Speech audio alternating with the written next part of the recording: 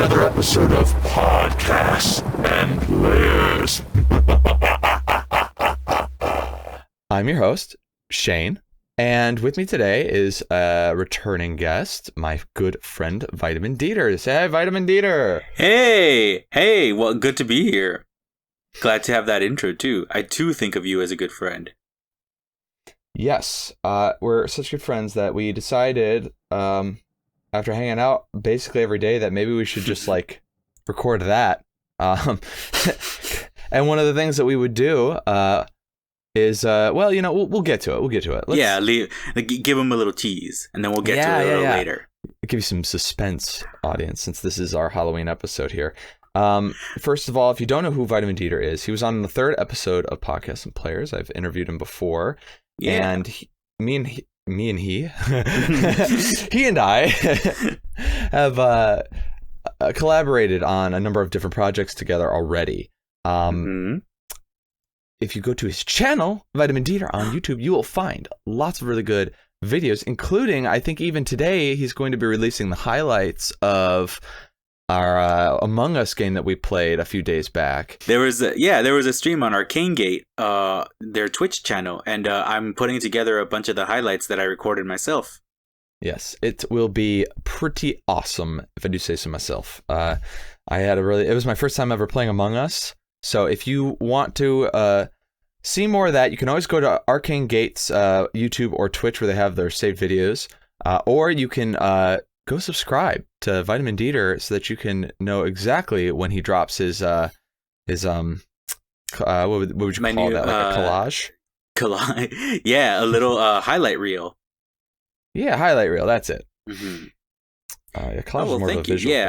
I got some D&D stuff going on over there. I like to mess around with the idea of D&D with some of my videos, so it's not just like story times and stuff like that, even though those are very fun to watch. I do have kind of those things, or that video that I put up before with the Pokemon or D&D kind of thing, to just have it as a theme. Yeah, there's all sorts of content that he makes, but one thing that you can always count on is that Ditter is really, really good at what he does. So please, if you're not already subscribed, go subscribe to him. If you are, good. Well, thank you. All right, now, I want to just take a quick opportunity to give everyone a little update, because I said on the last Podcast and Players episode, after I talked to Jess, I was like, I'm not releasing another thing on this channel until I finish the Peace Guild episode 3, he said with his foot in his mouth. So, first of all, I really, really intended by that point that I would be able to get the episode out by Halloween. Now, on Twitter, I kind of made a little announcement, but for all my listeners out there who are kind of wondering what's going on,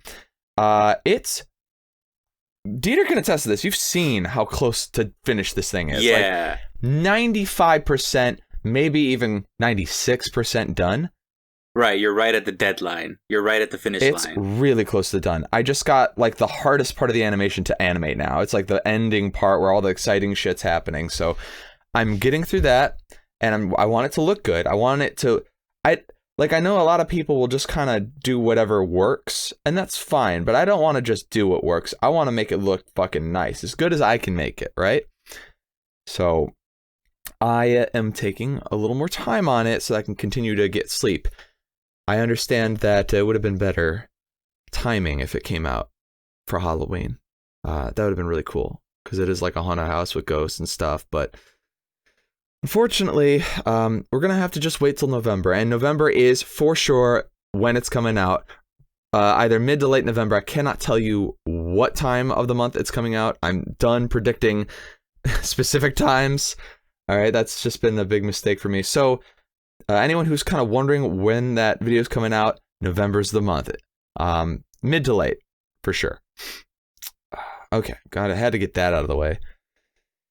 How you doing, man? Okay.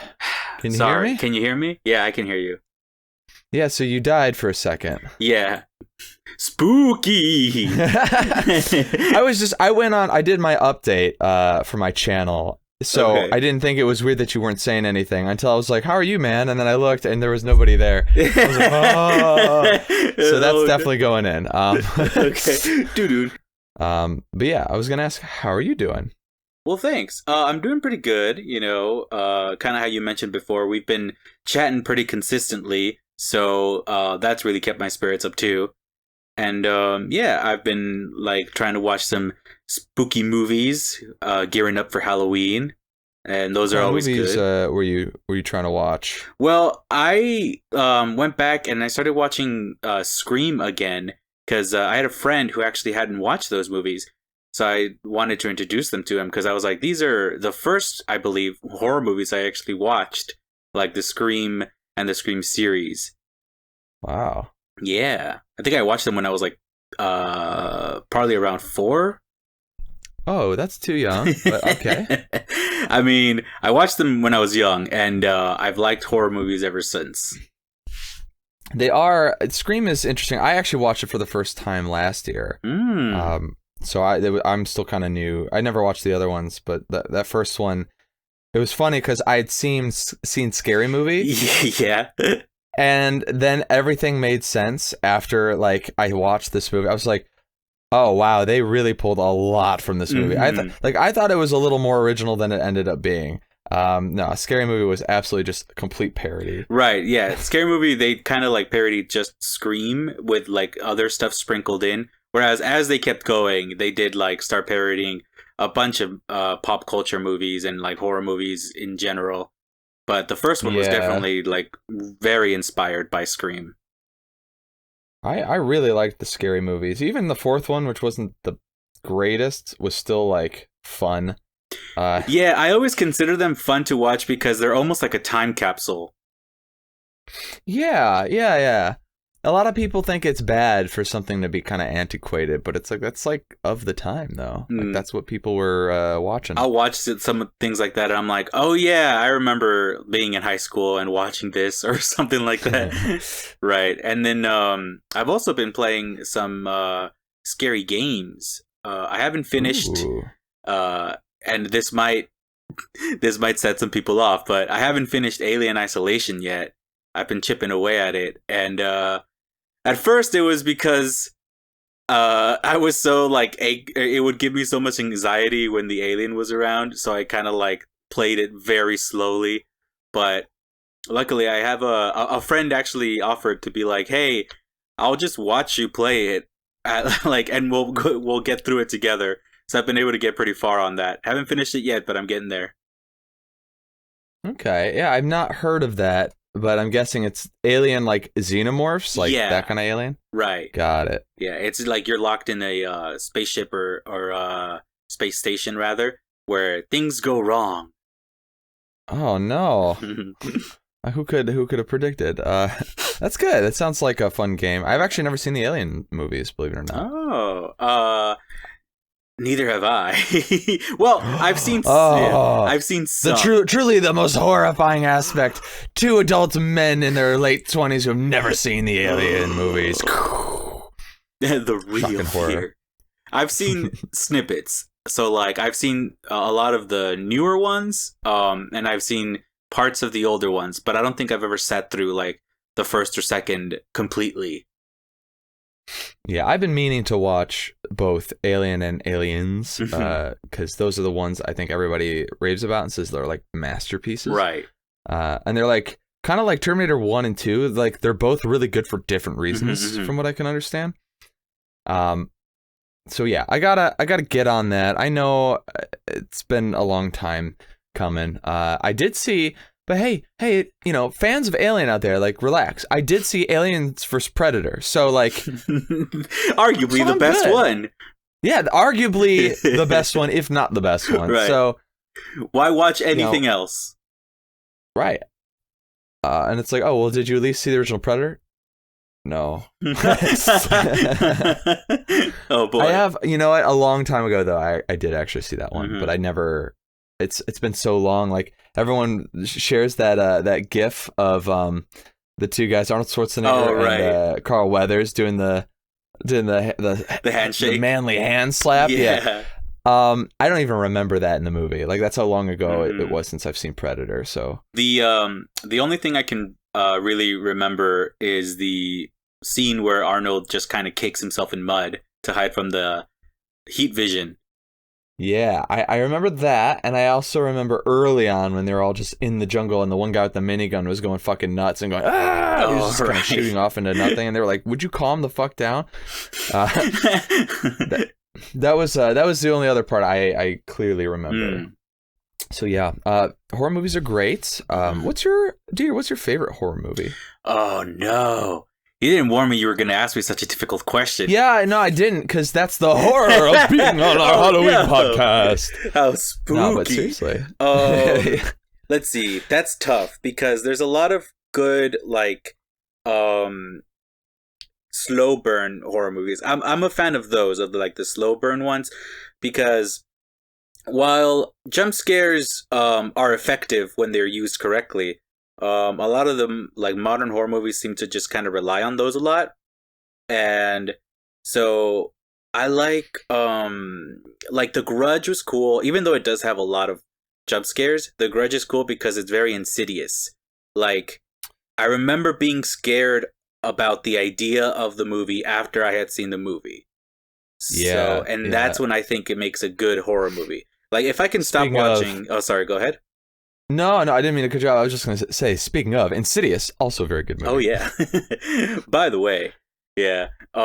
If I can turn off a movie and, like, not be scared of it anymore, then it's like, it's a fun ride, but I don't know if I would call that a horror movie.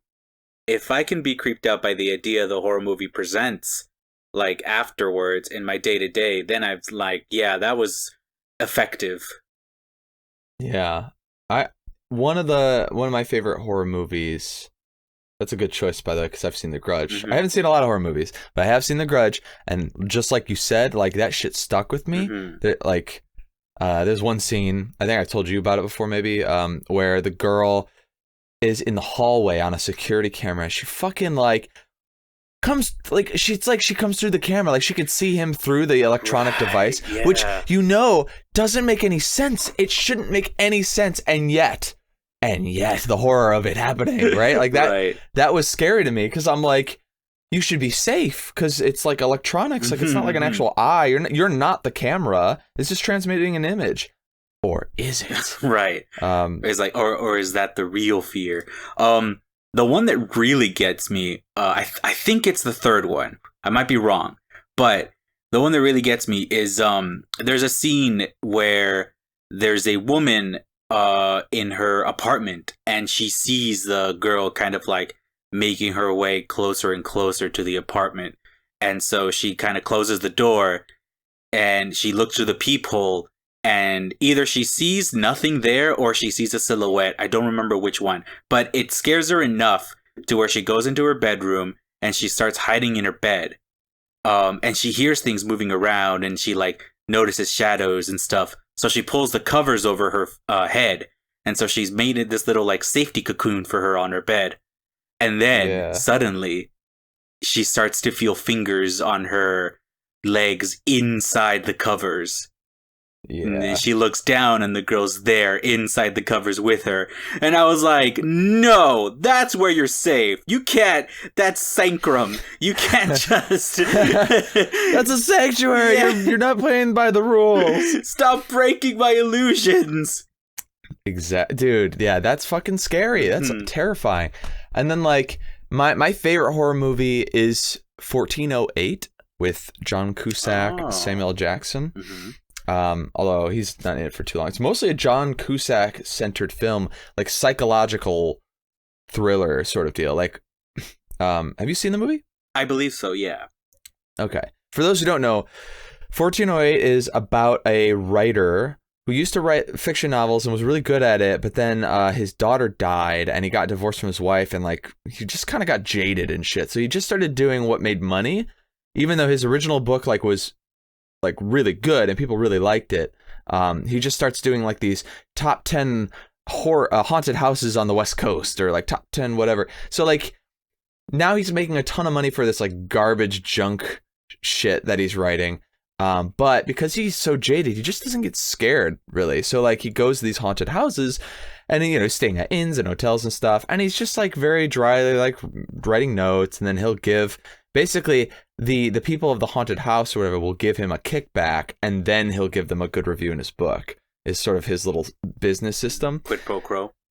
Yeah. But then he gets a postcard, some weird one for this hotel in New York called the Dolphin. And on the back it says, don't stay in 1408. So he's like, all right, I'll bite, even though it was telling him not to go. He's Right. like, he's very much not a believer in any sort of supernatural anything. So he shows up. No, he calls them first, and like they just won't give him the room, and then he's like making a big stink about it, and they fucking hang up on him or whatever. So he goes to his lawyer. He's got like a legal team for like his publisher, and they're like, yeah, legally they cannot stop you from staying in that room if there's nothing like legally unsafe about it, right? So he ends up going there, and he's greeted by the manager, Samuel Jackson, and again they're like, don't stay in the room.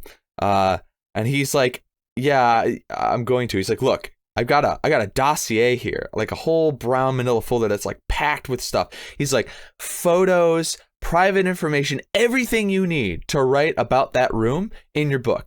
Everything you need is here. And I will let you have access to this. This is something I would not let anyone, some stranger who just shows up off the street, have access to. But I know what you're doing. I will let you go through this as long as you need to write your book. If you just stay in like 1406, same layout as 1408, different room. And he's like, no, I'm going to stay in the room. And he's like, God damn it. Yeah, in Samuel Jackson fashion, right? So this is all just the intro, the lead up. And then he gets into the room and there's like this creepy music and he's looking around and then the music just stops and he goes, this is it. And this whole, God, the setup, I'm not going to say anything else about the movie if people haven't seen it, but that setup alone was so worth it because there's so much, like you said, Dieter, like they really like get you invested in the idea of this really creepy room. They say a bunch of stuff about it. They talk about it, you know. They're basically doing a lot of telling and not showing. And then the walk up there is just like a little hint of showing. You're like, even the normal hotel has a sort of creepy vibe to it. And then after that, I won't say anything else. It's just very good. It's John Cusack on his own trying to deal with what's evidently a very bad room to stay in. There's my hard sell for that movie. But I will say this. There are multiple endings. This was originally a Stephen King short story. So his original ending was not what they showed in theaters, I think. Or maybe it was what they showed in theaters. But when you get on DVD, it's a completely different ending. Basically, it's whether he dies or not. The better ending, if you have an option to get the better ending, the better one is the one where he lives at the end. Just saying that. That's the better ending. Right. There's two endings. Minor spoilers. Yeah, well, I mean, like, he either lives or dies. Right. Like, that's true. So it doesn't. The only two possible outcomes. Right. Like, it's not really going to change the journey, which is the best part. It's like the conclusion is like, who cares? But if you want a really nice conclusion, the one where he lives, that's the better one, in my opinion. That's the one that really stuck with me. So, thank you for coming to my TED Talk. The spooky TED Talk. My spooky TED Talk! Exactly, yes. All right. So we did not just come here to talk about, movies and stuff. I mean, I wanted to. That's why I asked. But we were going to mention something that I think people will find interesting. Something that is really on topic, both for the season and for this podcast. Oh, and what is that, Shane? I think you should tell us, because I think you're the one actually who brought this up when we were hanging out. You're the one that started these as like a tradition. So yeah. Go ahead. So we've been kind of delving into the horror that is r/RPG horror stories. The spookiest subreddit on Reddit. Ooh. I mean, yeah, not the spookiest, but definitely on brand for the season. Yeah. And for this podcast. And I was like, you know what? You were just reading these to me while I was working on episode 3 and stuff. And I was like, this is really fun, but I'm also getting super invested in these stories. Because, like, I would stop working, like, I would just stop working and start, like, going on a rant about what this person did wrong and all this stuff. So, like, I'm like, this should just be on the podcast. I don't know why we're only doing this, like, just us two. Right. It was our own little, like, unrecorded podcast sort of situation. Yeah, there were many times where I was like, Shane, do you want me to stop reading these? Because it seemed like I was taking you away from working on episode 3 sometimes. And you'd be like, no, Ditter, you gotta keep, I need to know. Yeah, I need to know. Like, you can't just start. Yeah, exactly. You got it. So now I had Ditter here curate some stories, and we're going to swap off narrating them. Ditter, I would like you to have the first crack at it. If you want to do like a short one to start. Okay. I believe I have a shorter one kind of set up here. So let me go ahead and start. This all right, everybody, get your hot cocoa, get snuggled in, turn off the lights, turn the lights down real low, and get ready. All right, I want everyone to be like in the right frame of mind. If you need to pause this podcast, do it. You know, put on your jammies or whatever. Or if it's like a costume thing, you know, got going. Maybe you're at a little party and everyone, for whatever reason, is circled around the fireplace listening to our voices, which is stupid. But hey, do it. Fine, do it. Get ready. All right. This one is posted by u/GRF_McElroy. And I should probably mention really quick, we will be naming the original writers because they put them out there and it is public info you can see for yourself. However, we do not condone people bullying or harassing the original writers. If you disagreed with them or something like that, be nice, okay? Yeah, that would be too scary even for this. Yeah, because, that's not fun. Don't do that. Right. Be nice. Okay, let's see. They write, a while ago, I was asked to DM for a group at my uni. I had only done LMOP. An event then made mistakes. Most of them were new players, and I knew they were super into Rick and Morty. So I tried to make a homebrew to cater to them, along with a different story idea I had in mind about a world after a war between a Fae coalition and a Celestial coalition. It was awful. We had problem players that were telling others, no, don't do that. Trust me, do this instead. What? No rogue would be nice to someone. Just don't roleplay. But they aren't my confessions yet. Wait. Okay. Is he using quotation marks? Yes. Or are they using quotes?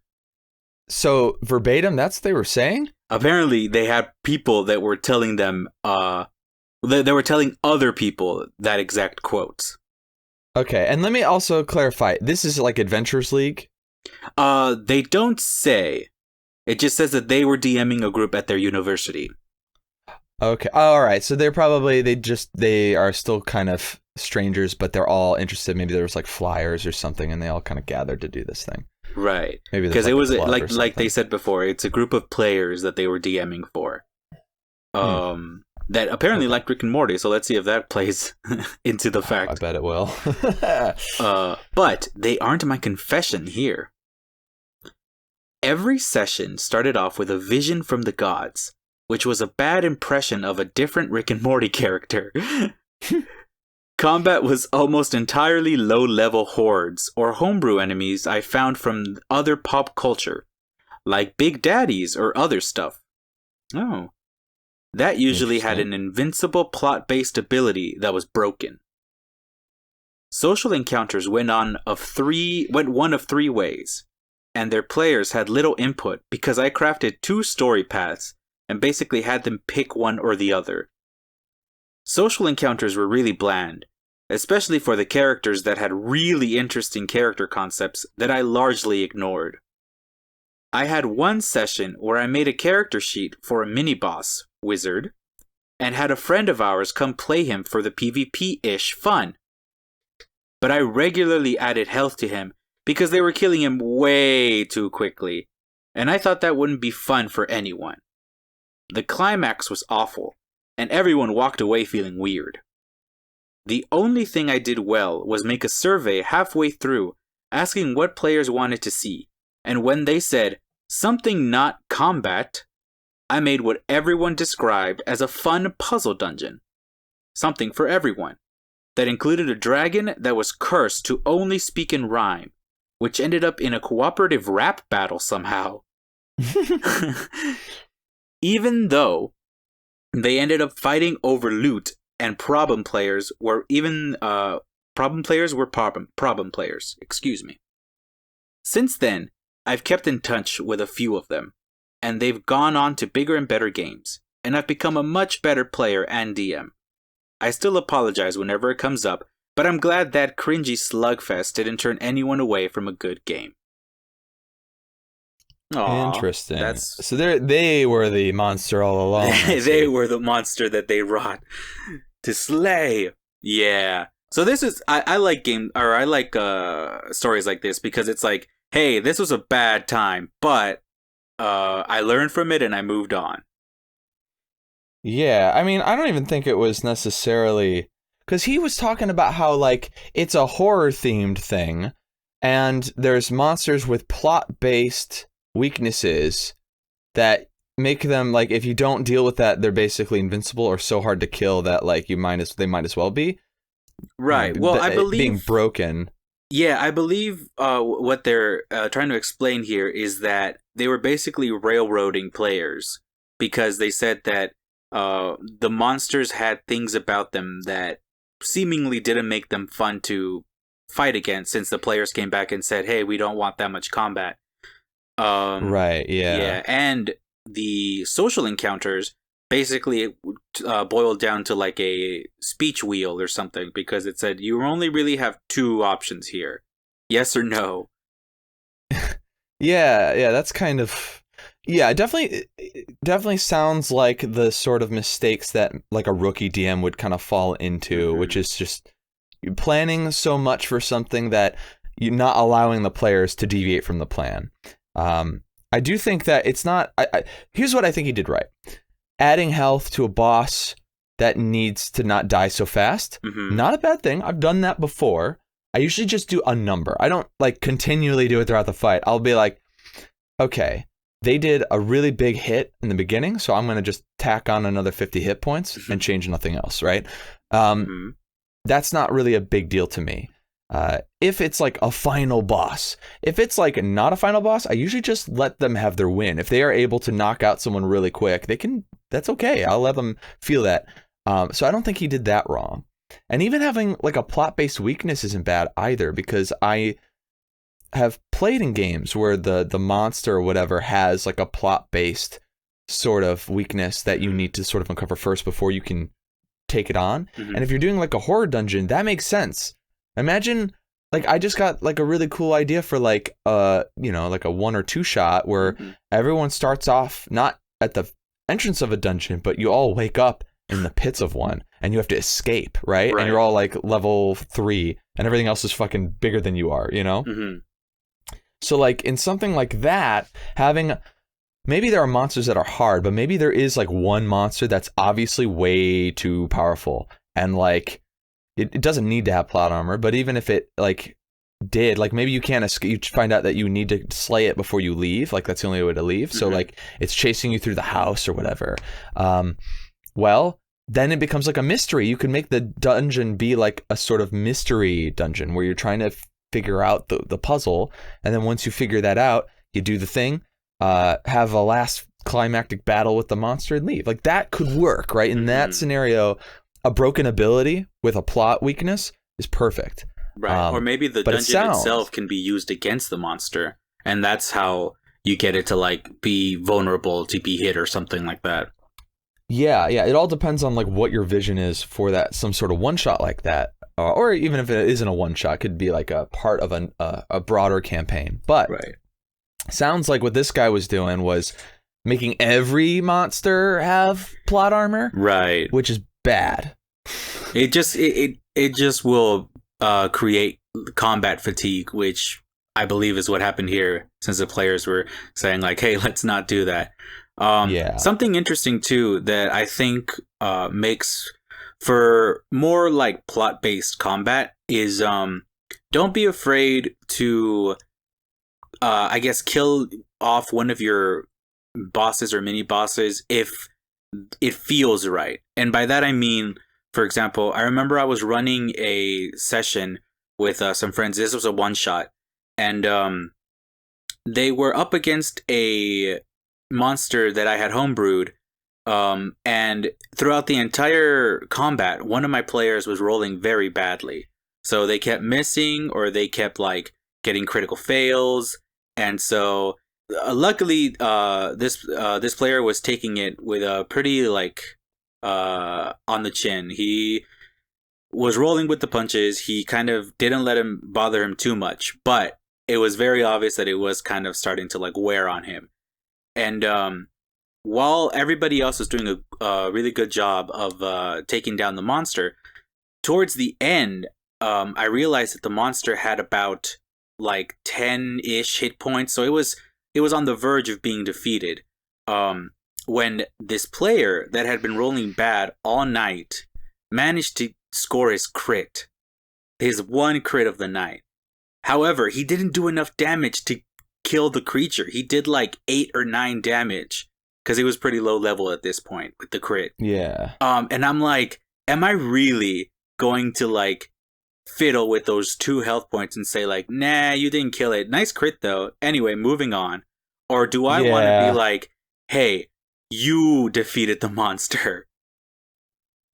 Yeah, I agree. That's a very good. Just like if you want a climactic battle to not end so like underwhelmingly quickly, and tacking on like 50 hit points to your big bad evil guy, so he doesn't die first round, right? Okay, that makes sense. Also, taking their hit points down to 0, give and take, right? In this sense, he got a crit. And he just was shy 2 hit points. It's like, it's such a little thing. Yeah, let him have the kill. Let him crit and say, how do you kill him? Yeah. You know, because that's going to make your players feel really good. And it also means that what you're trying to do is you're the invisible hand of fate here. Like you are just tweaking things in just such a way to make the story a little bit better. Yeah. I think there's nothing wrong with that. As long as you're not. If you're the DM, I think there's an argument to be made, like, can the DM cheat? Right. You know, and it's like, well, yeah, I guess the GM can cheat. But if you... It's better to try to be by the book or by the rules for everything that matters when it comes to, like, actually playing the game. But if it's, like, the stats of a character, I mean, you made that character, right? So, like, if... Let's say you the character had like a 16 wisdom, and then some player made this character make a wisdom saving throw. And you know that if they fail the save, that a lot of plot information is going to get revealed and kind of spoil the story a little bit. And they fail their save by like 1 point. Hey, look, they got actually 18 wisdom, so they made their save. Like, that you made that character, you decided in that moment they needed to have a little higher wisdom than you had written down on the sheet so that they wouldn't give up some really important information too quickly, right? That's a call that I think is extremely fair to make as a DM. Like, you can do stuff like that, but I don't think that you should punish your players for trying things, you know what I mean? Yeah. Like it just depends on like what it is. Like, allow the player to make efforts, and like if you roll a nat 1, looks like you're gonna have to spill some beans. You know, like the player did it. You fucking failed. You didn't give them legendary resistance or something like that. So yeah, and that's another thing you can always do too. Like, you can always rule it that like a character has 1 use of like a legendary resistance a day if they're like an important character, right? You know. Like, you can just do that. That way you can guard your secrets for a little longer before you reveal them. But also, you gotta like try to realize that the games you guys are playing all together, those are like organic. Unless, of course, you're doing a module. But even so, like, you have the ability to change things. And if you're doing something where you're like, I feel like I shouldn't reveal this right now. But when you do that, you notice that the energy at the table kind of goes down, or maybe your players, all of them were like kind of disappointed at something that they couldn't find out. try to give them like a little something, or try to know what like you can change for the next session, because while withholding information will make for a great twist, because I know I've had that idea where I'm just like, oh, I really want my players to like come across this twist and I'll be surprised. Like, that's in your mind. That's not in the player's mind. They don't know what you're planning. So a lot of the times it might just feel like you're against them, or it might feel like you're just trying to like not give them something that they feel they've earned. So it can be hard, but I think it's something for you to keep in mind, to just know when your players need a little pick me up. Yeah.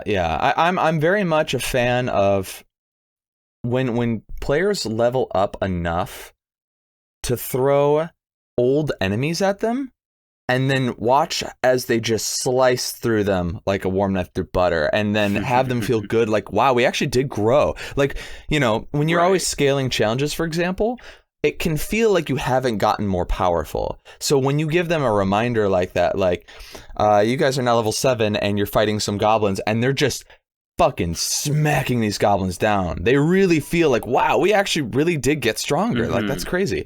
You know, I mean, it should go without saying, but a lot of times people get so obsessed with balance that they try to always make everything challenging all the time. And it's like, let players just steamroll shit sometimes so that they can remember what it feels like to be powerful, and then bring in a person that's like, obviously, or not so obviously, going to like shake up their world and be really challenging to them, right?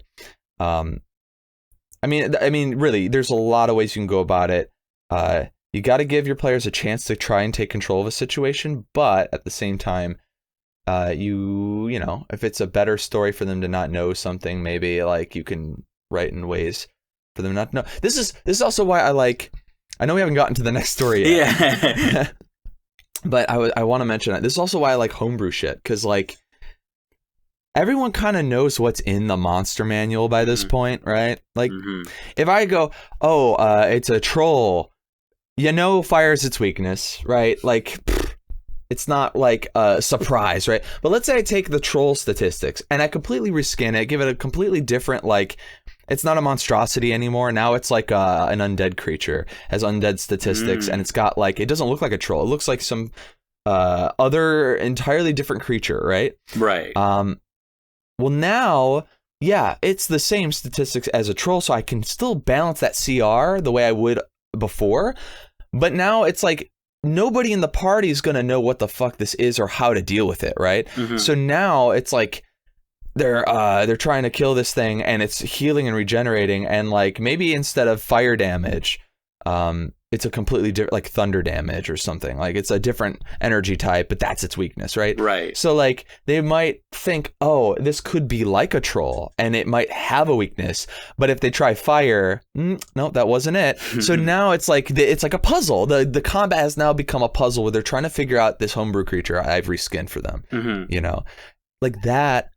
That's a really nice way to kind of mix it up and make things feel challenging without necessarily being life-threatening, and like kind of making players feel like smart, you know, for like figuring it out, and then kind of moving on. If you're always using the same shit, you run into the risk of having rules lawyers and people like who've played just a lot kind of knowing exactly how things work. I've run into that problem recently in a game where like I was playing against a bunch of undead creatures, and like some creatures showed up that I know a lot about already, and I was like, man, I hate that I can't, like, I have to pretend like this character doesn't know anything about this stuff and has to run into the same mistakes that I used to run into when I was like a less experienced player, but now that I'm more experienced, I have to pretend to do it now. And I'm like, you know, I can do that. It's a little less satisfying. It's kind of nice to be as a player surprised, where Shane is also just trying to figure out how to tackle an issue, you know? Because then again, it feels like you're just going through the motions a little bit. Right, because even then you might even still be metagaming, in the sense of like, my character doesn't know that they have a spell that's this guy's weakness. I do, but I'm going to play as my character. I'm going to purposefully choose a spell that isn't its weakness. before I choose the other weak spell or the other spell that is the weakness. So you can't, like, it's just hard to get around that. So I think like homebrew is a good alternative to that. And yeah, even if you like use the monster manual, I think you might be able to like change one or two things around, and that might even inspire a cool story out of it. Yeah, absolutely. And it also is why a lot of people kind of want to get like stuff like Grim Hollow or Heckna or whatever, like not sponsored by any of these, right. Just FYI. But I was going to say, like, Shane, are you going to go off on something? Not yet. Okay. Maybe one day. I love those companies. So maybe one day, if Decameni or the Grim Hollow guys, if you're listening, hey, I've got a podcast, sponsor me. Hey. In any case, we shouldn't dwell too much on this. We should get to the next. Yeah, let's get to the next one, Shane. If you would do the honors this time, I'm all ears. This is another short one. And this is by user Mario_IKEA. And by the way, I think all of these are kind of fresh from like today or around this time, right? Mm-hmm. Yeah. So these are still kind of like open and people are still discussing them. This is a big one. Got a lot of upvotes. So maybe this story is not a huge horror story, but it is still disheartening. For years, I have been GMing and DMing different systems. I definitely do enjoy the creativity behind it, but as so many others always wanted to play a big campaign, I've always wanted to play a big campaign myself, formatting. I've played one-shots before and a couple of campaigns that were never finished after a couple sessions.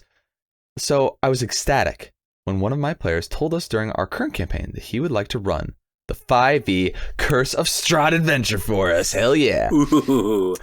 This was already a few weeks ago because we had to finish up the current campaign first. During that time, I began creating the character and backstory, and already had a blast just thinking about playing for once. Poor forever DMs out there. Then the day came. I feel your pain. Oh yeah. Well, I don't really. I'm always the player. I'm trying to get into DMing more, but it's just a lot of effort. Right. Well, let's continue. Yes. Then the day came for session 0, and we had to roll our abilities. Everyone rolled great, with frequent rolls of 15 plus, 46 dropped the lowest, kind of standard. The barbarian even ended up with 20 in strength and 18 in constitution after racial bonuses. That's actually pretty insane to start. Then it was my turn, and my rolls were 6, 8, 10, 10, 11, 12. That's a reroll. That's a reroll. That's an ouch. That's a, yeah. If you... he says, my God, I never rolled so bad before. This is also why I never liked rolling for stats, by the way. Sure, it gives a lot of our variety to characters, but it can also create a big gap between players. Okay, now I'm going to stop here because I already know where this is going. Okay. I have always done it with a rolling system like this, that if you roll your stats and you don't get any score 15 above, none of your scores are 15 or higher, or you do not at least get that and a cumulative like bonus of +3 when you add up all the ability score modifiers from all those scores. Meaning, like, let's say you get 115 and then just 8, 8, 8, 8, 8, right? Okay. Oh, right. That would be a reroll. If you get, so you'd reroll the whole thing, right? If you get something like what he described, a 6, an 8, a 10, a 10, an 11, and a 12, you didn't get 115, so you'd reroll everything. Okay. Always. Right. Always that way been it's like not that. like a, just like, well, because you know what very you do? weak character. Yeah, because you know what you do when you get rolls like that? You'd say, all right, well, my character decides to become a farmer, and I'll play a new character. That's it. Because why would you keep that set? You know what I mean? So you just be like, yeah, no, I'm not playing this set. Like, I'm just not going to do it. The way I usually handle something like that is I do like the concept of rolling for characters, but I do realize that can have both extremes, like something very, very good or something very, very bad. So the way I do it is I tell my players, you're going to roll for your stats, roll for the D6s, drop the lowest, all that. But you're going to roll 3 sets of this. Ooh. So you're going to roll for your stats 3 times, 3 individual times. And each time is going to be its own bracket. After you have rolled all 3 times, you get to choose which bracket you use. But you still have to use the rolls you got in the order that you rolled them. Not like the first one is strength or anything like that. But let's say you got like 15, 8, 6, 15, 18, like a really good roll, and then like a 9 or something like that. Like you got that for your first bracket. You can't choose like a higher roll out of a separate bracket. Right. You still have to take those bad ones. But you have 3 to choose from. That's nice. It's just, it is a lot of rolling. I think that works. Like, honestly, it's always up to the DM. And I like the way that you described that, Dieter. Like, that makes sense. Like, that's just a really, because the chances of you getting 3 brackets that are like the one that this guy described with the 6, 8, 10, 10, 11, 12, like, that's really unlikely. You know what I mean? Right. Another thing you could do, let me finish. This is such a short one. So let's just read through it, and then let's continue. And then we can talk about like ways to deal with it. I intercut. I got too excited about it, so I apologize. He says, now I usually don't mind playing quote unquote bad characters. I had a blast playing my -3 charisma druid or my -2 wisdom paladin, but these were just one shots. Now I had to watch for a whole campaign how my fellow players were able to do all these awesome things while I, as a wizard, had to cower behind the rest with my 10 in dex and my 12 in con. I was definitely discouraged at first, but I knew I could still have a great deal of fun outside of combat, so I was going to be all right. They were going to just accept it. But then my DM started laughing, having seen my rolls. He found it really funny how I killed his character in the last campaign with an unfortunate crit, and now it would be very easy to do the same to me. What the hell? I was so excited to play this character, and I had worked quite a bit on it, and I was going to be targeted by the DM for no reason. I responded, I might as well play a different character, wait for the DM to kill him, and then roll again. And the other players saw that I was getting upset and suggested that I could just roll again because the difference in strength was apparent. The DM was having none of it. He said that these things are exactly why he wanted to roll for stats in the first place. I just had to deal with it. Okay. He, of course, didn't mention his outright murder threat to my character. We'll begin with the first session next week. Let's see how long my character will survive, ... Oof. Ooh. So, all right. I'm going to actually go into the comments here because I want to see what people are telling them. But another thing to deal with a low statistical roll like that is, like I said, I put in a minimum of like at least 115 and at least a cumulative like +3 in everything combined. So if you don't have one of those 2 things, then you can reroll if you want. You can also keep if you'd like to. Like let's say you get like 18, 18, and then 8, 8, 8, 8, 8, right? Right. You're like, well, I want those fucking 18s. Like, all right, keep it, go for it. You know, like sure, you're min maxed with more mins than max, but go for it, right? Like if it's up to you. Another way a player of mine does, or not a player, but a DM of mine does it is like you roll 7. And you drop the lowest of the 7 as well. So you're rolling 4d6, drop the lowest to determine the initial number, and then you're doing that 7 times instead of 6, and then dropping the lowest there. That's another way to kind of help boost the numbers a little bit.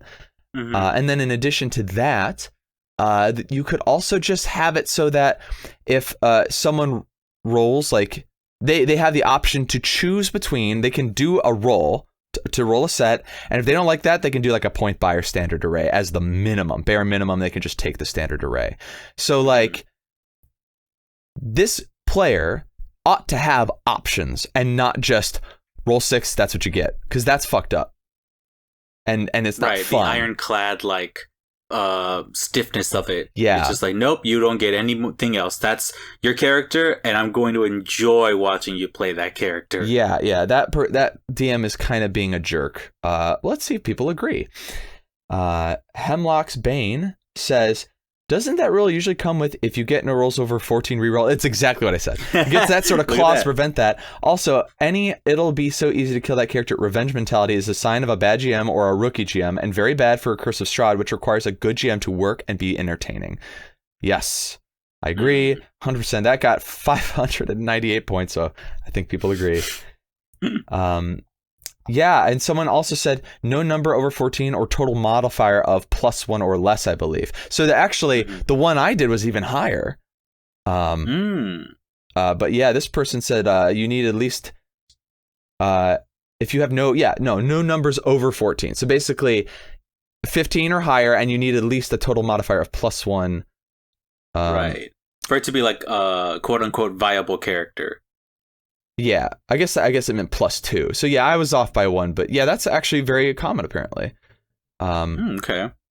And I guess I did not even know that rule. That's cool to have in my back pocket. Yeah. Oh, it's someone also said that that's the way it is in 3.5 and Pathfinder. Boom. So that's why. I knew that. Okay. Makes sense. But yeah. So yeah, like it's just it feels like it's very like if that's how the game is starting, I feel like it might be beneficial to just kind of be like, hey, I got other stuff to do.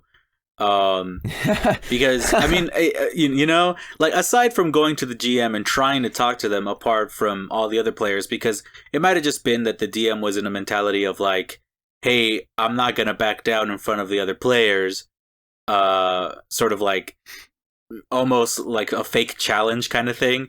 So if you could go to the GM and be like, hey man, look, I think we really need to talk about this. Maybe you can give me like a couple of magic items or something like that can boost me. If you really don't want to change my character, we can maybe find a way around this. And if it's a no, then it's kind of like, all right, well, I gotta go. Yeah, I can focus on other stuff now. Yeah, I agree with that in spirit. I wouldn't, honestly, as a player, I would just absolutely refuse to play a character that can't function. So like the whole this character retires and becomes a farmer. They're not suited for adventuring. They don't have the stats for it. They're not a hero, so they're not going to do it. That makes absolute sense to me, and I don't see how you could stop a player from then re-rolling a new character that at least follows some of these like minimums, right? Yeah, especially since you haven't even started the campaign yet. Right, but if the DM's like, no, you have to use it, I wouldn't even ask for a magic item or anything personally. I would just quit. I'd say, well, I'm just not going to play then. You've lost a player. Bye. Like, and threaten to leave because you're more, the thing is like what this person doesn't understand is they are more valuable as a player to this group than those stats are to the DM. Like you got to say like, look, it's either you keep the stats this way and lose me, or you keep me and let me reroll. Like that's what's gonna be. Like you need to kind of play hardball, I think, because like that's not fair to the player, you know. And if they already know ahead of time they're not gonna have fun, don't play. Don't sit around and just take it. Like you don't have to take it. You can negotiate this shit. The DM is running the story, but they're not God. Okay. People like to say that they're the god of the world, but like if you know you're not gonna have fun, you're the fucking god of your fucking world, dude. Like don't stick around if you're not gonna have fun. Right. Plus it's like they stated before that it's like a whole campaign. So it's like you gotta be respectful of your own time. If no one else is gonna be respectful of your time, at least you gotta be. Exactly. Anyway, that's it for that story. Let's swap it back over to you. Ooh. All right, let's see. This one is posted by user eCyanic. My friend told me this story. It was a while ago though, so we don't remember all the details, and she told me it was fine to share.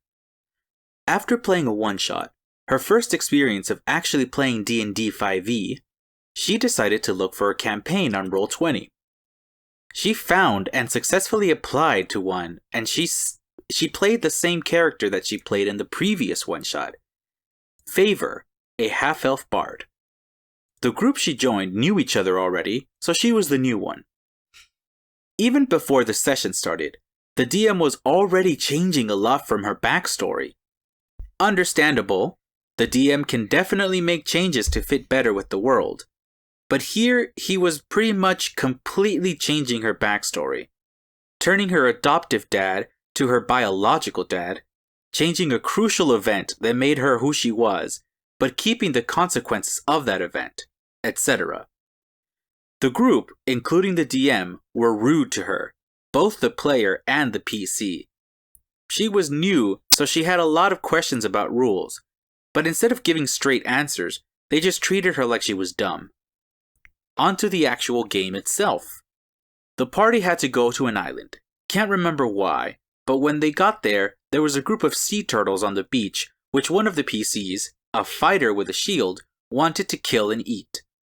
Favor argued to not do that, but the fighter insisted, and it went to PvP, with the fighter attacking first, and the DM not stopping it.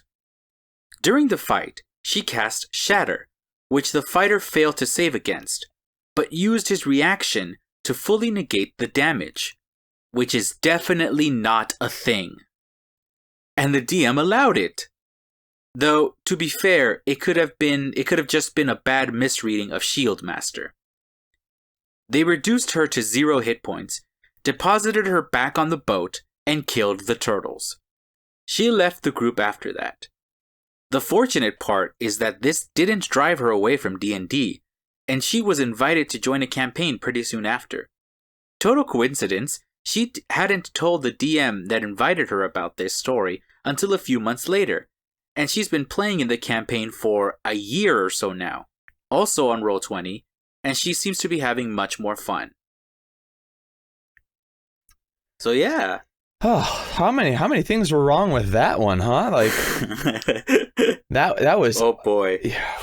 Yeah, like bad people. Like, don't play.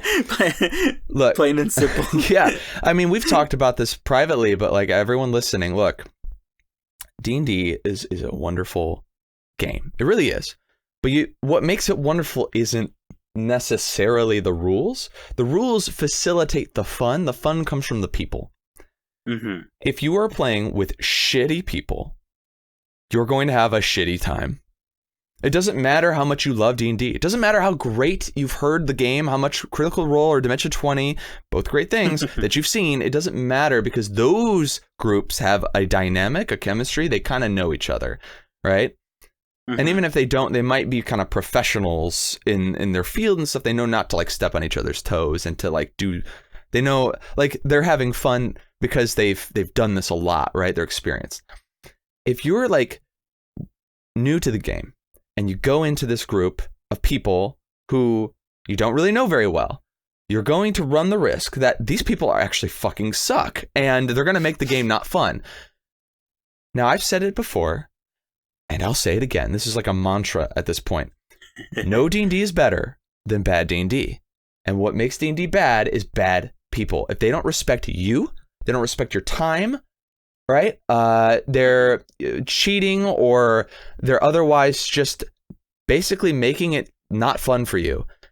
You don't have to be there. There are better groups out there, especially during COVID. Now that like COVID's kind of keeping people indoors and they can't like do in-person D&D. There's so many different groups you can join. And like, yeah, you're probably going to run the risk of having a lot of horror stories, joining groups that suck. But when you find a good group of people, boom, you're good.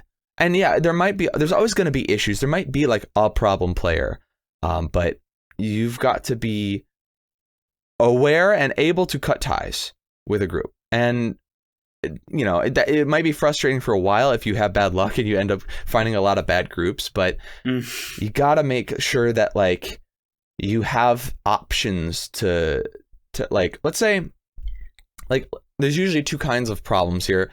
I guess like 2.5 kinds. Like one is that there's problems with a player or players who are making it not fun for you, in which case you have to go to the DM, right? And the DM will generally make a call on it if they're a good DM anyway, right? The other problem is you have a bad DM and the DM's making life difficult for you, right? Like that the one story that I read, right? Like that's a bad DM. The players are fine, right. They're sympathetic, they're trying to help that person out, but like the DM's being kind of a dick. And then the third or half, right, is when you have both. Bad group, totally, right? That's going to make it bad. Where do we start with this one, right? PvP? Yeah. So much in here that's like, hey, maybe this should have been brought up before any of this happened. Because, you know, like, especially if it's a group with people that might not know everybody or each other well, because I think it was stated here that they knew each other, but they didn't know her and she didn't know them. So even if it's like one new player, I think it bears or it has some bearing to say that it's important to have some sort of session zero to be like, hey, this is what we're gonna do. This is what's allowed. This is what's not allowed. And this is the kind of thing you can expect in this game. Yeah. I know that some people, I think like what can be said is some people might think that having a session zero will take some of the mystery or the fantasy away from the game. Because I think I had, not that mentality, but I had that thought before too, to be like, if I tell my players that they're going to be playing in like a setting where they're in the mountains and they each have like a magical item that lets them fly between like cities in the mountain, that's going to get rid of all the like oohs and ahs when I first describe it. But like, no, like that's the setting. We're going to be playing there for who knows how long. So apart from actually getting the players excited, knowing the setting, they're going to start like coming up with ideas in their own minds, and they're going to know what to expect. So maybe a player doesn't want to play that. If they don't, like, they're not going to run through the awkward phase of being like, hey, I didn't know that's what this was about, and like now I'm just here. Right. Yeah. You're setting expectations essentially, right? PvP is one of those things you need to hash out. If you're playing with, it's hard for this person. They were new. They didn't know any better, right? And so like they just went in. But I mean, these are trash people. Like the DM should have been nice. He should have been like, hey guys, we got a new player here. I want you all to be patient with her while she's learning the rules. She's probably gonna have a lot of questions. So let's answer them and be cooperative, okay? If you're, you know, and if your players are just being fucking rude, I would stop and say, hey, time out. What the fuck did I say in the beginning? I said, be nice. This person's new. Stop being rude. They don't know the rules yet. Okay. Right. So if you're having people who, for whatever reason, are just doing this really weird, like rude behavior that you've never experienced before, could never see this coming, right? Oh my God, I can't believe my friend would be that rude, right? Like, yeah, if that's happening, then you got to talk to your friend as the DM. That would be what a good DM does. Instead, a bad DM is with the other people and also treating the new person as rude, and or being rude to the new person, treating them like an idiot, right? Like that's what a bad DM would do, is just side with the players and not make any hard calls where they have to like confront their friends and say, hey, you're not behaving very well, you know? And they lost her. And now she's with a better group. We're probably better for having her now. Yeah. You know, it's like, you gotta just be willing to work with your players, man. How hard is that? Right. Well, apparently some people haven't been able to learn that. And I'm glad that there are people out there that are willing to like work with others, because it's always a great idea to, you know, grow the fan base, because things like this are only going to make it shrink. So just have the patience you need for anybody that might not know what's going on with like the game, or try to make it like a welcoming environment more than anything. You want people to like this game, don't you? Like, you want people to play with. Don't be your own worst enemy when you're trying to like shun people from the game. Yeah, I mean that's the mentality we have, right? Because we like growing the hobby and getting more people into it and spreading like, dude, D&D is so great, and telling people who have just heard of it like, oh yeah, I want to play it. Like, you should. But then you've got gatekeepers. That's what a lot of older players are like. And not older in age necessarily, but just people who've been playing longer or played older systems before it blew up on the internet and got like way more popular. And it's still blowing up. It's like in the process of continually blowing up. A lot of them are upset because they felt special. And like, this was my hobby, and when I played it, it wasn't cool, and I had to suffer and be bullied. And it's like, dude, that's bad. Yeah, no, like everyone here is sympathizing with you, but also that doesn't give you a wholesale license to just be a fucking dick to everybody. Like, like for example, you know, there's a lot of people who got really butthurt over the idea of the combat wheelchair. As I'm sure you're aware, you made a video on it, right? Right. And it's like, those people who just thought it didn't make sense are entitled to their opinion. And a lot of them were probably like, I just don't see how that makes sense in my setting. Okay, sure. In your setting, maybe not. If you're the DM, you can make that call. However, there are some really compelling arguments for why it does make sense.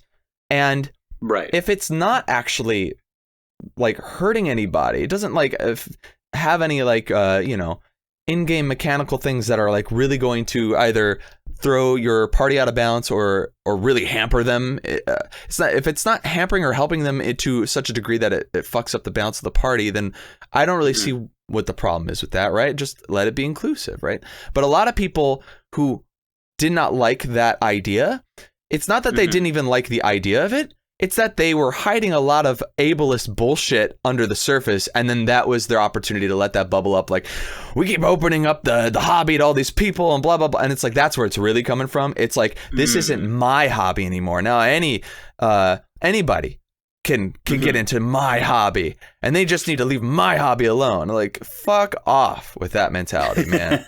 Fuck off. All the way off with that, because that's not... Like, nobody, I don't know anyone who is here for that mentality, and anyone who I do know who is, I'm not friends with. Right. Yeah, just greet people with open arms, I guess, and then, like, go from there. Yeah. I'm probably preaching to the choir. If my audience is hearing this, most of the people listening are probably like, no, yeah, I agree. Yeah, no, okay. Yeah, all right, I agree. Shane, I get it. Shane. Okay. Yeah, right. Shane, stop yelling at me. Anyway, let's, I think we got one more horror story, and this one's a little bit longer. Not that much longer. Okay. Here we go. I ran a weekly homebrew campaign for 2 years. About 3 sessions from the finale. My best, most engaged, most interactive, most note-taking player quit. Man, that hurt. After 80 plus sessions, that's a lot. So close to the finale, and a player tells me that the game has been so unfun that she doesn't care to see how it ends. Ooh. Not only that, but she is by far the most engaged player. If she isn't having fun, then nobody is. Ouch. Wow. That's how it felt from my perspective at the time. But there was more going on. I convinced her to stay and finish the finale. And she really did. Then she really did quit the group. Wait, hold on. I convinced her to stay and finish the finale. Then she really did quit the group. In retrospect, I should not have pressured her to stay, and I don't blame her for quitting. Her stated reason for quitting: she believed that her higher energy and engagement was ruining the fun for the other players, who tended to be more passive. Looks at Ditter.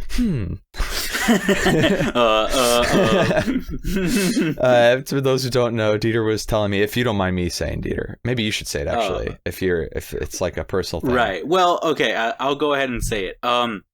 I had a couple of sessions where I was worried that I was dragging down the game because I started having a lot of fun kind of role-playing my character with NPCs and trying to get the other players to kind of play along with me. And there were moments where I realized, I was like, I think I've been talking to this NPC for like 10-15 minutes and we haven't done much other than just like talk.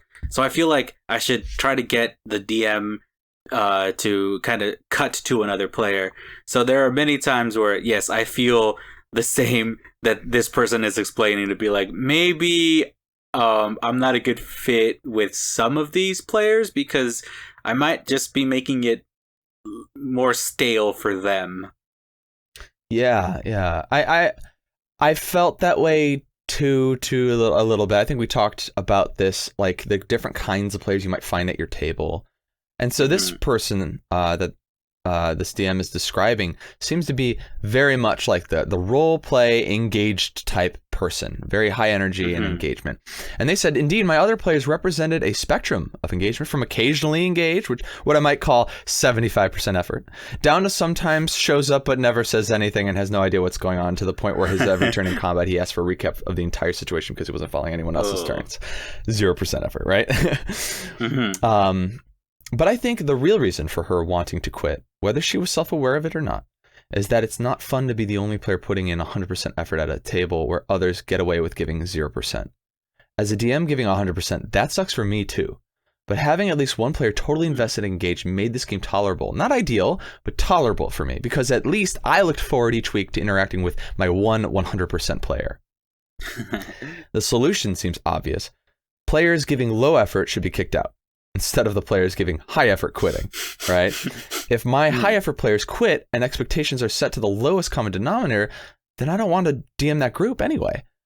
But tell that to the 100% effort player trying to quit, and she hears, if you tell that to her, she hears, your dissatisfaction and extra effort is the reason other players will be kicked from this game. Rather than cause others to get kicked, she wanted to step down. But if her stepping down causes the DM to stop the game entirely, then she feels an obligation to stay, despite not having fun. A catch-22. Yeah, that is tough. So she stayed to the finale of that campaign arc and then quit. And now I'm quitting that group too. Common advice I see online advises us to kick the problem players who drag down the entire rest of your group. And it is definitely true that one zero-effort player can spoil an entire table if the DM or other players want a high-effort, high-engagement game. In my limited experience, groups tend toward the lowest common denominator because putting yourself out there, putting on a high-effort performance is an emotional risk. If you take that risk and get no response, it hurts and discourages you from doing that again. Ooh, too true. Oh my God. Wow, this person's spitting facts right now. Yeah. Or if you're out there taking that risk, giving awesome narration of your turn in battle, and then the next person in initiative says, oh, my turn? So what are we fighting again? You can feel the energy sucked out of the room. Every time that happens, every other player gives it less and less, even if they would otherwise give 100%. But sometimes, instead of kicking the low effort players or demanding they give more than it seems they can, it's better to just bow out yourself. Find an entirely new group. This feels like relationship advice, but you are responsible for seeking out people who give you as much as you give them. And sometimes, rather than molding a currently existing group into the group you want it to be, even if you think it's possible, it's better to just find other people. I hear through the grapevine that my high effort player found a great group, and she's happy now. I will find one too. Oh, damn. Well, I'm glad it worked out for one of the players, and hopefully it works out for the DM as well. But yeah, that's like I wasn't expecting such truth right now. It's so difficult to kind of gauge when a player needs encouragement or when they truly do not want to be there, because kind of like the OP was saying that they have a player there that seems to be giving pretty low effort, to where a lot of the times I have the mentality of like, oh, well, maybe they just need some encouragement to be like, hey, man, what does your character want to do? Or like from other players themselves. But if they're not reciprocating that, then it might just be that they just don't want to do it. And I don't know. This is a hard thing for me because I don't know if that would mean that they deserve to be kicked out because they're low effort. Mm-hmm. Maybe they're just not mixing well with the way the game is being ran, because some players find fun in different aspects of D&D. Maybe they don't particularly like to role play or have the like theater of the mind mentality. Maybe they just really like moving their little pawns on like the squares and stuff, and no shame in that. It's just kind of hard to know where the line is drawn of like, oh, this player just really doesn't want to give anything right now, and they're quote unquote dragging the group down. Yeah, it's something that if I had a player who was giving zero effort, like was being described, I would want to talk to them because I'd feel like I'm failing them somehow. I'd be like, hey, I've noticed you've been very kind of disinterested. Is there something wrong? Like, is it a life thing that you're going through that's causing this? Or maybe did I step all over something that you wanted to do? Like, what can let's work through this. I want you to be more engaged. I would basically say immediately, like, I don't want you to be in the group and just not be paying attention and not really invested in anything that's going on. If you're not having fun, I don't think you should stick around and not have fun. If there's something I can do to change it so that you can get more invested, let's do that. Let's talk about what we can do. And have that talk, communicate, because that's the only way you're going to learn. And in fact, there is now an additional horror story in the comments that I kind of want to share because I saw it and I was like, oh my God. Do tell. Someone in the comments to the story I just read said, although having been one of those quote unquote low effort players, I feel I need to say it is worth saying something to them. Maybe there's a reason for it. In my case, I was long distance on Skype. At the time, I noticed I had issues being heard, especially if others were talking. I did some digging, and at the time, I don't know if it's still the case, but Skype was strictly one-way communication, meaning if I was talking, their mic stopped. If their mic was picking up stuff, I would get muted. Essentially, like if someone else was talking, it would mute everyone else. Which I know that's true. That's absolutely true. Like that happens on maybe not Skype as well, but like stumbling over my words. I was gonna say Discord. This happens sometimes with me. Depends on what my audio driver I'm using is. Like if I'm using my Focusrite audio interface, I come through pretty clean. But if I'm using like a voice mod, like I did in the beginning of the episode, right? I have audio issues sometimes where people can talk over me and it'll just mute whatever I'm saying. And so like that can be a problem for sure. And this person says, one person on one end and 4 on the other means any side conversations, people asking the GM questions, or hell, sometimes even the music they were playing took priority over me simply because of the way Skype worked. I mentioned this a few times, including bringing up a workaround, 2 instances of Skype, 2 calls, one for their sound and one for mine to make 2 one-way roads for data, and nothing happened. One day I was listening to an actual play podcast in one of their non-playing episodes they did, where they took questions from fans. I heard one question from him, the DM, because I knew he listened as well, and when I heard blank from his name from his city or whatever, it was pretty obvious who it was. And they were asking how to get a disinterested player in his group to be more engaged. I just know he was asking about me, and that is what broke me. He couldn't pull me aside and ask. He didn't listen when I brought up the problems and offered a solution. Anyway, sometimes there's more going on than just lack of engagement, and it is worth it to make that last ditch what's going on to see if something can be done about it. Wow. Yeah. And then the original poster and that guy have a kind of a discussion afterwards. So yeah, that's an interesting point, because I kind of was like putting this issue or example in my mind as the everybody at the table scenario, where this person does bring up a good point, where it's like sometimes the computer screen in front of you like acts as a wall to just kind of like detach you from the other players or from the situations, where some people just, I guess, either aren't used to it, or it kind of makes it easier for them to become disinterested, or in the case of this person, actual technical difficulties. Yeah. Technology really kind of puts up. You're not seeing anybody, right? You don't see the person unless you're doing like a camera thing. But most groups I play with don't do that. We tried doing that once in one of my groups, and it lasted a couple weeks. But I got tired of it because I'm like, I like to personally. I don't want to be 100% engaged all the time. Like, even though I love D&D, I don't want to be engaged all the time, because I have the problem of I kind of like to be, like, if I'm going to be engaged, I like to really be engaged and be making decisions and doing things and saying things, and that can dominate play. I like more of the 70%, like what you describe, where I like to take a backseat and let other people do stuff, have their own stuff going on that doesn't have anything to do with me. I don't need to be the person on center stage all the time. Like, I want other people to have their moments. So when I'm playing, I like to kind of take a backseat. And when that happens, especially if my character's not present, then perhaps even if me, the player, doesn't need to know essentially that, right? Like what is being said, because it wasn't for my character, and therefore like my player doesn't actually, it's not need to know basis for me. And if they want to share it, they can do it in game, or just let me know, like, hey, by the way, you would notice this now.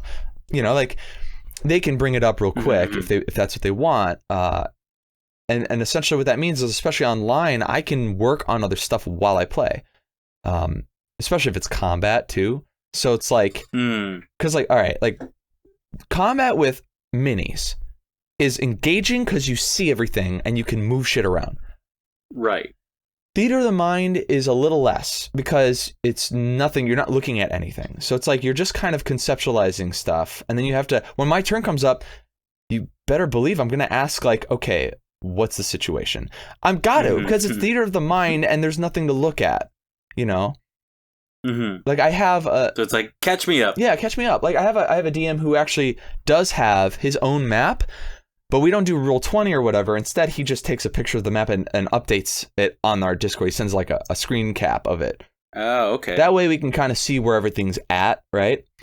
And if like he moved us somewhere, I'm like, no, I didn't want to go there. I wanted to go like 2 squares to the right. Oh, okay. And then they'll give us a new update with me 2 squares. Like we can then move sort of. But it's not like, it's still kind of theater of the mind. It's like a halfway point between the two. And I think that works because it gives us a visual, but it also, I'll still ask like, okay, can I get an updated map? And they're like, sure. And then they'll give us an updated map. Instead of him having to describe everything, I might have paid attention. Like I was listening while I work. So it's like, that's a really good compromise, I feel like, for combats, especially ones where you have players that have long turns where they're like considering all this stuff, which is the bane of many games. You have a player that just gets so sucked in. They're like, I want to do this, I want to do that. And I've been that player before. Like I'm not shit talking anybody. I've been that person, but yeah, it happens too many times to count. Yeah. Not specifically with you, just in general, because I don't think we've been in a game where with both of us for like a long campaign yet. Not yet, but soon. I think soon. Yeah, there's I think it's okay to say it at this point because he is going to stream it.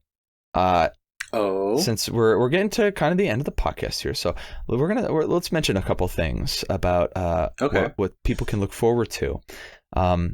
One, Ditter and I will be playing in a streamed game, D&D game that will be coming up at some point in the future. I don't know when, because the DM for this game is going to be Captain Cheeky, our friend who is also the second episode of Podcast of Players.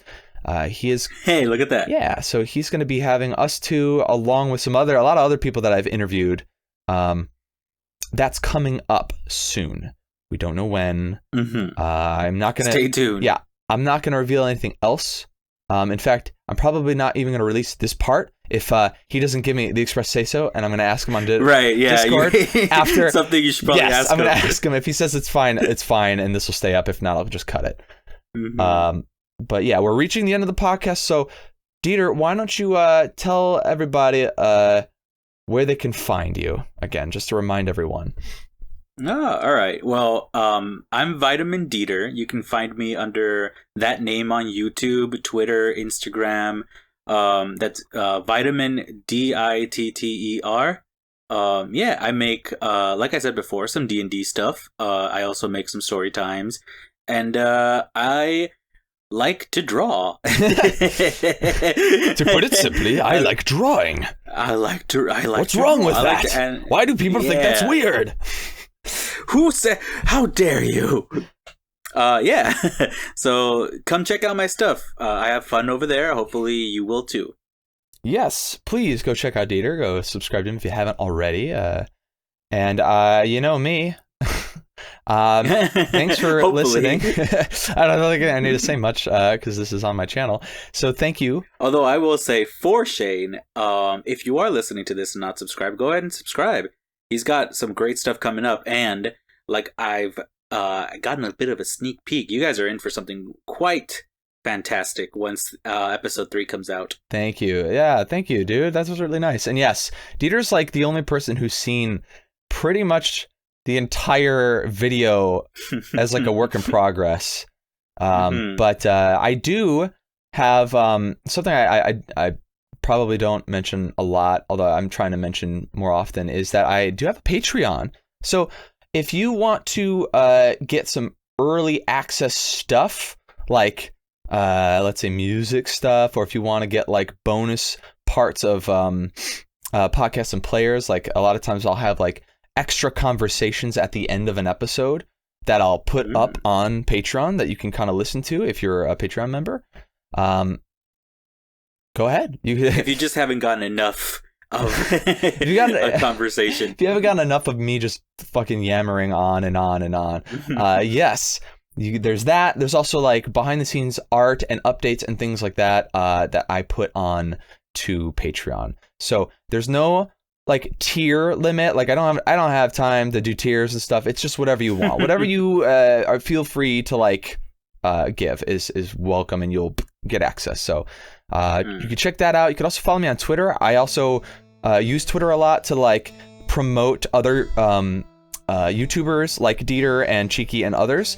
So that's a good way to kind of like get a feel for like the community. And also like I posted updates like of what was going on with like episode 3 and stuff on Twitter as well. It's a good way to kind of keep up to date with me. So follow me on Twitter as well. And I think that's it. Thank you for joining me once again, Ditter. I'll have to get you on again. Ooh, yeah. Thanks for having me over. Anytime. All right. And to the rest of you, happy Halloween. Ooh.